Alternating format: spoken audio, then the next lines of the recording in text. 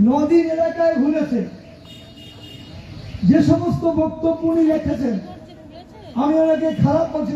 রাজনীতিতে নতুন, উনি ধর্মীয় মানুষ, রাজনীতি করেন না। উনি বলছেন উন্নয়ন করতে এসছে, এতদিন উন্নয়ন হয়নি। মমতা বন্দ্যোপাধ্যায়ের উন্নয়নটা আমডাঙ্গায় হয়নি, এটা মমতা বন্দ্যোপাধ্যায়ের উন্নয়নটা আমডাঙ্গা হয়েছে, তার উন্নয়ন আসতে পড়েছে। আর তৃণমূলের প্রার্থী আমি 15 বছর পর উন্নয়ন করতে এসেছি, এটা কিন্তু ঠিক না, এটা কিন্তু ঠিক না।